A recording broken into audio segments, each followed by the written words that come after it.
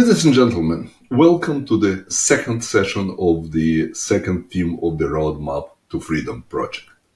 We are examining a subject called rightness. Do you, for example, think that an idea is right because your father said so? Does it make the idea right? Maybe an idea is right because your teacher said so.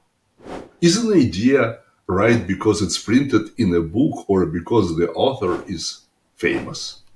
Is the more famous author more right than the less famous? Is the man right because he has an esoteric, erudite vocabulary that few people can comprehend? Is a man right because the overwhelming majority of people think he is right? Is a man right because he is considered the leading authority in his field? Is a man right because he feels, or maybe you feel, he is right? Is felt right that many people said about why they voted for this candidate and not for another is a right way to judge? There are tens of millions of people who think this way.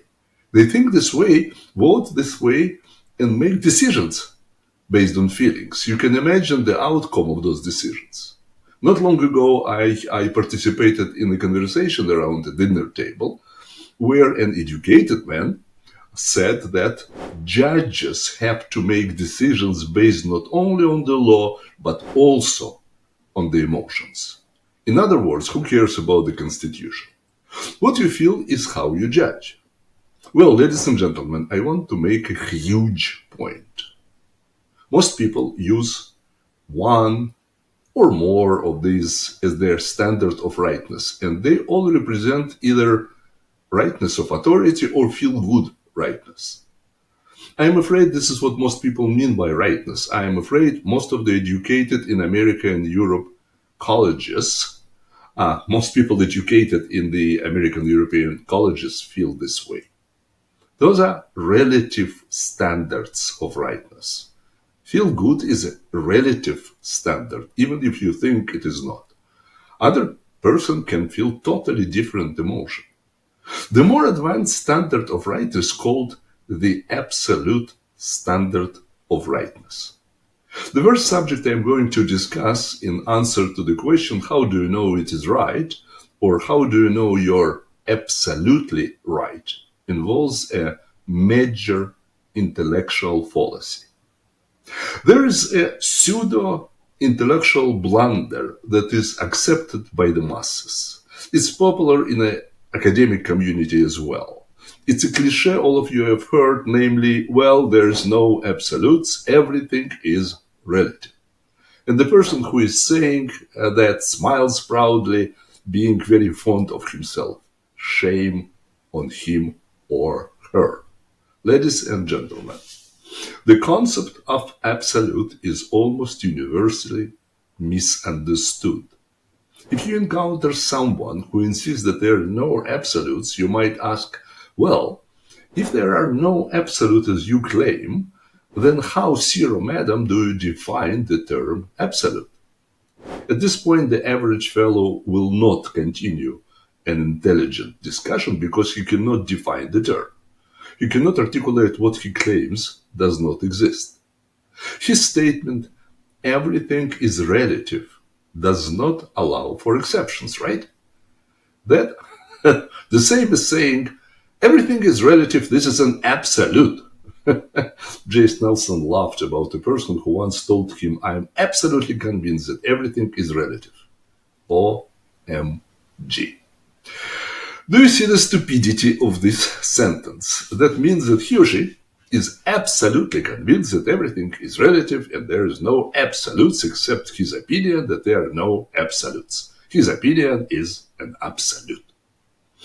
Albert Einstein introduced his theory of relativity stating in the beginning that the velocity of light in a vacuum is a universal constant, meaning absolute. This is what he said at the start. He is absolutely sure that velocity of light is constant. Absolute. A lot of the difficulties in understanding the concept of absolute is that there are very few absolutes in nature. Almost everything is relative. There are only a few absolutes that we have been able to identify in all of the nature.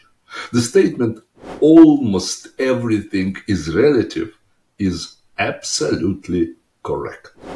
I think this would be a good time to present the definition of absolute.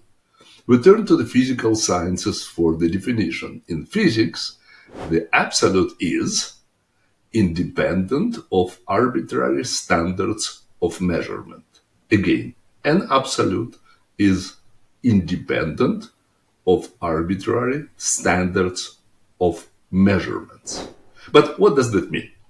To illustrate, every school child has heard of the mathematical concept called P. Of course, P is a ratio, the ratio of the circumference of the circle to the circle's diameter. And the ratio isn't absolute. The ratio can be measured in feet, millimeters, miles. Nevertheless, the ratio will be the same. 314159265. Don't remember after that. However, I might also point out our entire number system is arbitrary and relative.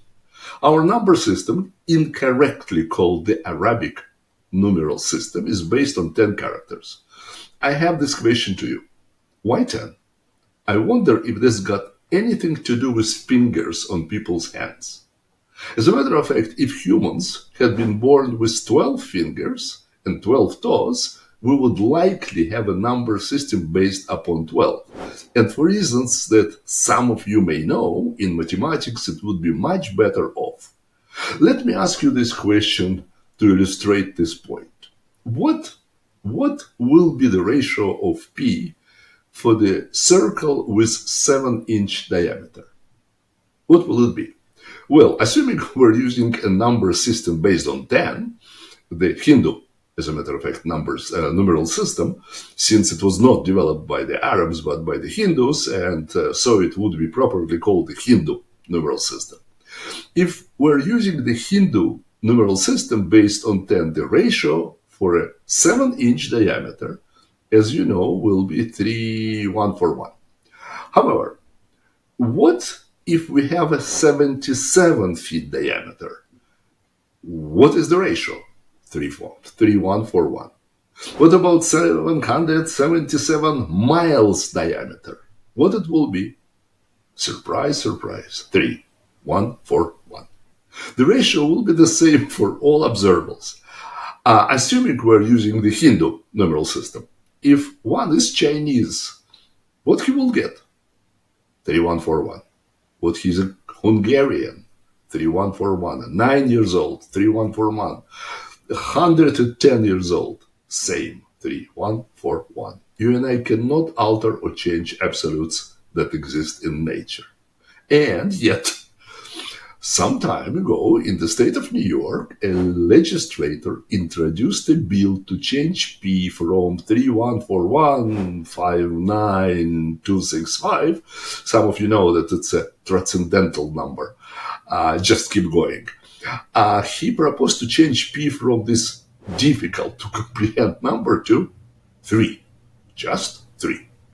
This would be a tremendous step forward in mathematics, he wrote. Look at the simplicity of this. Just 3.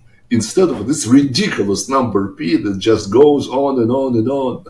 It will be much easier for the kiddies to do their math problems, right? What if this bill had passed unanimously? Would this change the ratio of the circumference of a circle to its diameter? No. Let me ask you this question. What if we assume that P is 3? You think we could have gotten to the moon? Absolutely not. Not relatively not. Absolutely not. How many recognize that we are not going to make it to the moon if we assume that P is 3? It's even worse than that. You can't even crash. In order to crash, First, you have to get off the ground. Let's stop here, and next time we talk about biological absolutes. Are there any? Think about it before you watch the next video. Until next time.